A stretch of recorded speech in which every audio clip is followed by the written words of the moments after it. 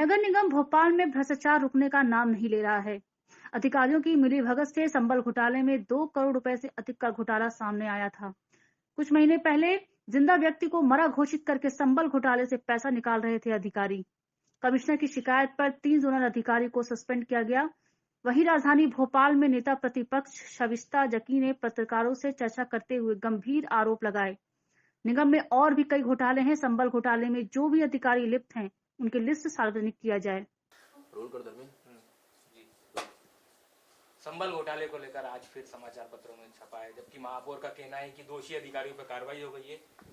देखिए, कोई भी कार्रवाई नहीं हुई। 20 जुलाई को हमने संबल योजना पर एक क्वेश्चन लगाया था, जो इन्होंने उसकी गलत जानकारी दी थी। इनके पास में इनके खुद पोर्टल के ऊपर 5373 जांच प्रतिवेदन जो थे वो पेंडिंग थे।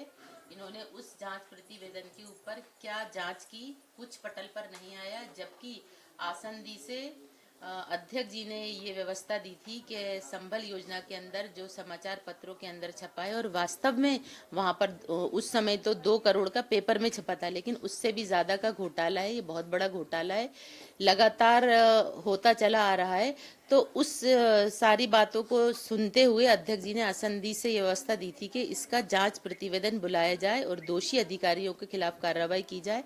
लेकिन मेयर साहब ने इसके ऊपर कोई संज्ञान नहीं लिया, केवल सदन के अंदर खड़े होकर जवाब भी नहीं दिया। MIC मेंबर से इसका जवाब दिलवाया। उस तत्पश्चात जांच प्रतिवेदन पटल पर अगली मीटिंग के अंदर आना चाहिए था, जो आज तक नहीं आया।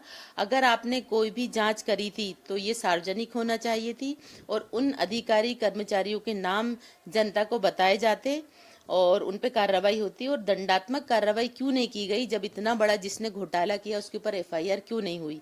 हमने फिर क्यों बचा लिया उन लोगों को? ये एक सवाल है।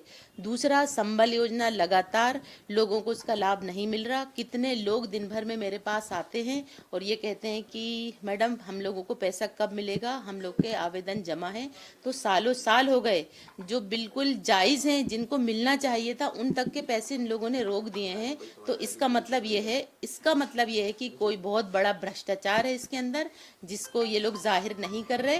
तो इनके ऊपर जघन्य कार्रवाई होना चाहिए और बड़े वरिष्ठ अधिकारी गण इसके ऊपर संज्ञान ले, क्योंकि मेयर साहब की ये बस की नहीं है कि वो कोई भी कार्रवाई अकेले अपने हाथों से या अपने दम पर कर सकें, क्योंकि उनको प्रतिदिन कई लोग शिकायत करते हैं और प्रतिदिन और हर परिषद के अंदर कोई ना कोई ऐसा भ्रष्टाचार का मामला आता है और वो जांच कमेटी तक जो गठन किया जाता है अध्यक्ष जी के माध्यम से, उसको भी डिस्ट्रॉय कर देती हैं और उस कमेटी के माध्यम से कुछ जांच नहीं कराना चाहती। इसका मतलब ये है कि साफ साफ भ्रष्टाचार है।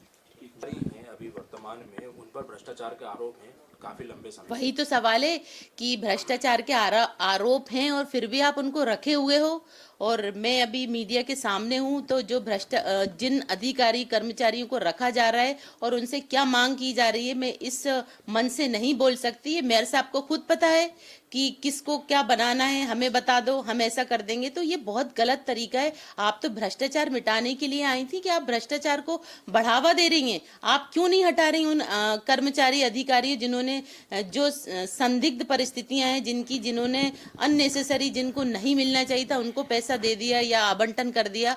तो उसकी जांच प्रॉपर होना चाहिए। जांच में शामिल करें ना, हमको बताएं कौन सी फाइल पेंडिंग है और उसमें क्या क्या कहां पर गलत हुआ है। हम बता देंगे उनको पूरी फाइल पढ़ के कि आपने ये गलत किया या अधिकारी ने गलत किया है। बताएं, शामिल करें, उस जांच घोटाले का हमको सदस्य बनाएं।